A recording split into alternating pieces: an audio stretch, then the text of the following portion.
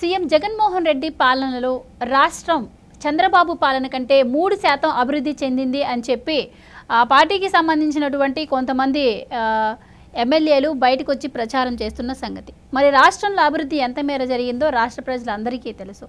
మరి గతంలో ఇదే సీఎం జగన్మోహన్ రెడ్డికి ఎంత ఆస్తి ఉండేది, మరి ఇప్పుడు ఆయన అఫిడవిట్లో దాఖలు చేసిన ఆస్తి ఎంత, మరి వాళ్ళ మంత్రులు చెబుతున్నట్టుగా ఆయన పాలనలో 3% అభివృద్ధి జరిగిందా, మరి ఇలాంటి ప్రచారాన్ని ఎలా నమ్మొచ్చు, ఈ విషయాలన్నీ తెలుసుకునే ప్రయత్నం చేద్దాం. మనతో ఉన్నారు senior political analyst KVV Prasad గారు. నమస్కారం అండి. నమస్కారం. సీఎం జగన్మోహన్ రెడ్డి పాలనలో రాష్ట్రం చంద్రబాబు పాలన కన్నా 3% అభివృద్ధి చెందింది అని చెప్పి వాళ్ళ పార్టీకి సంబంధించినటువంటి వాళ్ళు ప్రచారం చేస్తున్న పరిస్థితి. మరి అసలు అభివృద్ధి అంటే వాళ్ళ దృష్టిలో ఏంటి? ఈ మాట్లాడిన మంత్రులు ఎవరైతే ఉన్నారో వీళ్ళు ఒక్కొక్కరి మీద ఒక్కొక్క హత్య నేరాలు కావచ్చు, అలాగే మైనింగ్ మాఫియా, ఇవన్నీ ఆరోపణలు అయితే ఉన్నాయి. ఇలాంటి వాళ్ళు వచ్చి అభివృద్ధి గురించి మాట్లాడుతున్నారు. సో ఎలా చూడొచ్చు అంటారు సార్? నిజంగానే వాళ్ళు చెప్తున్నట్టు అంత అభివృద్ధి జరిగిందా? ఇప్పుడు ముందు ఒక చిన్న కథ చెబుతానమ్మా. అంటే వీళ్ళ యొక్క దూరదృష్టి, వీళ్ళ యొక్క విజన్ ఎలా ఉంటుంది అన్నదని ఒక చెబుతా. ఒక మహారాజు దగ్గరికి ఒక బ్యూటీషియన్, ఒక కొడుకుడు ప్రతిరోజు కూడా రావడం, మహారాజు గారికి నీట్గా షేవ్ చేయడం, సో రావడం పోవడం జరిగేది. సో వచ్చినప్పుడల్లా కూడా ఈ మహారాజు ఏం అడిగేవారంటే, సాధారణంగా అన్ని కొంపలు అన్ని మొత్తం ఊరంతా తిరుగుతాడు కాబట్టి అతన్ని నా రాజ్యం ఎలాగుంది, ప్రజలు ఎలాగున్నారు అంటే, ఓహో మహారాజా బ్రహ్మాండం, మీ రాజ్యానికి ఏంటి, సుభిక్షంగా ఉన్నారు ప్రజలు, అద్భుతంగా ఉన్నారు, మీ పాలన అమోఘం అని చెప్పి. సో ఏ రోజు చూసినా కూడా ఇదే డైలాగు. ఇప్పుడు జగన్మోహన్ రెడ్డి మాట్లాడినట్టుగా ఇదే విధంగా ఇదే లైన్లో ఇదే డైలాగు. సో ఎటువంటి మార్పు ఉంట్లా. సో రాజుగారు కూడా ఏంటి ఒక్కరోజు కూడా ఇతను రాజ్యమైన తన సమస్యలు ఉంటాయి కదా, ఏ ఒక్క సమస్యని ఏకరువు పెట్టట్లేదేంటి, ఎప్పుడు చూసినా ఇదే మాట్లాడుతున్నాడు ఏంటి అని చెప్పి ఒక రోజుని ఆ బ్యూటీషియన్ ఏదో లోపలికి వెళ్ళి నీళ్ళు ఏదో తీసుకురావడానికి వెళ్ళినప్పుడు ఒక్కసారి ఆ యొక్క బ్యూటీషియన్ యొక్క పెట్టి ఉంటుంది కదా, దానికి సంబంధించిన ఈ కత్తెరలు గిత్తెరలు అన్నీ ఉంటాయి కదా, అది ఒకసారి ఓపెన్ చేసి చూడగా ఒక పెద్ద సైజు ఒక బాతుగుడ్డంత ఒక బంగారపు ముద్ద కనపడింది రాజుగారికి. రాజుగారు ఏం చేస్తారంటే ఆ ముద్ద తీసి దాస్తారు. సో అతను వస్తాడు, రాజుగారికి ఏదో చేయవలసిన సేవలన్నీ చేస్తాడు, పెట్టి సర్దుకుని వెళ్ళిపోతాడు. వెళ్ళిపోయిన తర్వాత మర్నాడు వచ్చేటప్పుడు దిగాల ముఖం వేసుకొని దిగాల ముఖంతో వస్తాడు. వచ్చినప్పుడు రాజుగారు అడుగుతారు, ఏంటి మళ్ళీ ఇదే డైలాగు, ఏంటి మన రాజ్యం ఎలాగుంది ఏంటంటే, చిచ్చి ఏం చెప్పమంటారు మహారాజా, ఎక్కడ చూసినా దొంగతనాలు దోపిడీలు ఒకటే అరాచకం, అసలు మీ పరిపాలన ఏం బాగాలేదంటున్నారని చెప్పి. అప్పుడు రాజుగారు వాడిని దగ్గరికి పిలిచి చాచి ఒక లెంపకాయ కొట్టి, ఒరేయ్ నీ దగ్గర సంపద ఉండి నీ దగ్గర బంగారం ఉంటే నువ్వు బాగుంటే ఊరంతా బాగున్నట్ట, సో నువ్వు ఏదైనా కోల్పోతే మొత్తం ఊరంతా కోల్పోయినట్ట, ఏంట్రా నాయం వెధవా అని చెప్పి మందలిస్తారు.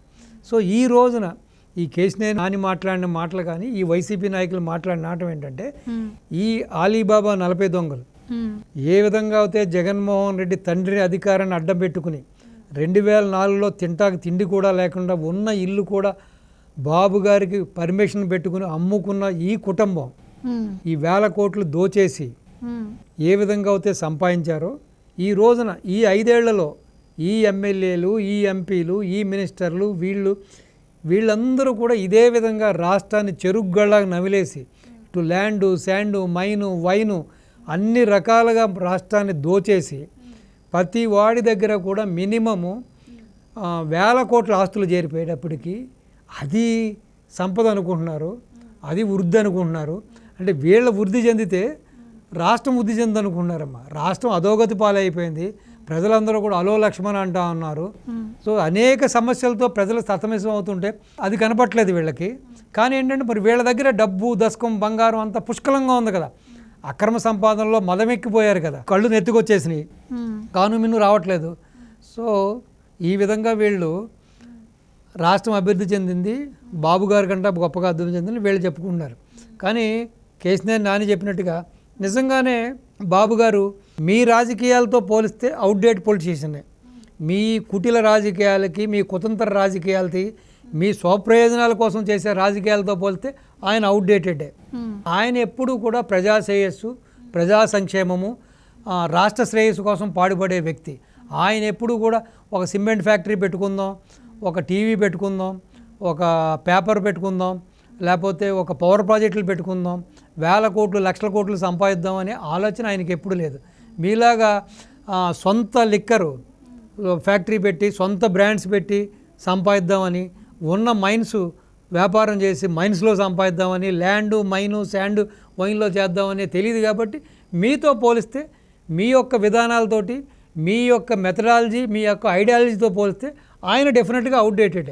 ఆయన ఆ రాముడి పరిపాలన పంపించాలని, ఆ సుభిక్షంగా రాజ్యం ఉండాలని చెప్పి, రాష్ట్రం బాగుండాలని కోరుకునే వ్యక్తి. కాబట్టి మీ యొక్క మెంటాలిటీ ప్రకారం, మీ యొక్క దంచుకో దోచుకో దోపిడీ చేసుకొని మీ యొక్క ఐడియాలజీకి ఆయన ఐడియాలజీ మ్యాచ్ అవ్వదు. కాబట్టి డెఫినెట్గా మీరు చూసే కోణంలో ఆయన అవుట్డేటెడే. కానీ జగన్మోహన్ రెడ్డి ఇంత దోపిడీ చేసేసాడు కాబట్టి మీకు జగన్మోహన్ రెడ్డి సంపద సృష్టించాడు. కానీ ఇక్కడ ఒక కరెక్షన్ ఏంటంటే, జగన్మోహన్ రెడ్డి తన ఆస్తులను పెంచుకున్నాడు.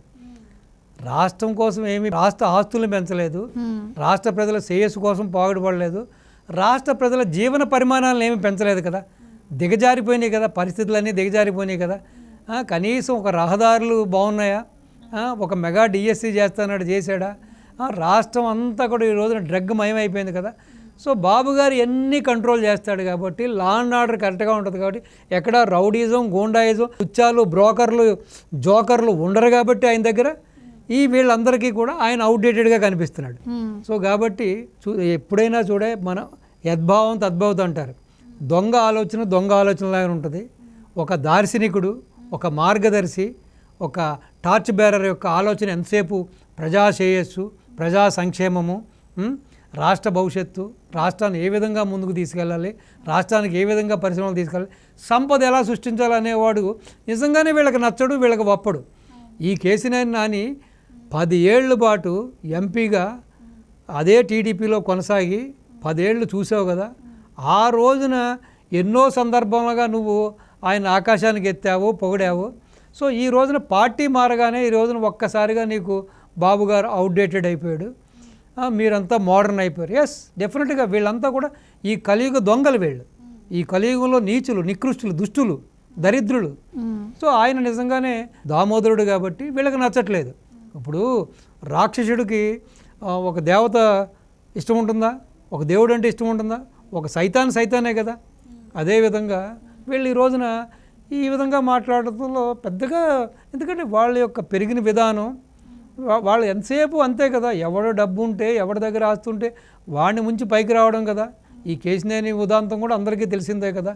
అంతకుముందున్న ఒక లోక్సభ స్పీకర్ చుట్టూ తిరిగి ఆయనకి ఎంత అన్యాయం చేశాడు, ఆయన్ని ఏం చేశాడు, ఆ మాజీ లోక్సభ స్పీకర్ కుటుంబం ఈ రోజున ఏ పరిస్థితిలో ఉంది, తన మనసాక్షి, తన అంతరాత్మని కావాలంటే దుర్గ గుడికి వెళ్ళి దుర్గ గుడిలో ఆ దుర్గమ్మ పాదాల చెంతను ప్రామిస్ చేసి చెప్పానండి. ఆ మాజీ స్పీకర్కి సంబంధించిన ఒక ఎర్ర నయా పైసా కూడా నేను తీసుకోలేదు, ఆ కుటుంబానికి మోసం చేయలేదని చెప్పమానండి. పరమ దుర్మార్గులమ్మ వీళ్ళందరూ. రాష్ట్రాన్ని సర్వనాశనం చేశారు, భ్రష్టు పట్టించారు.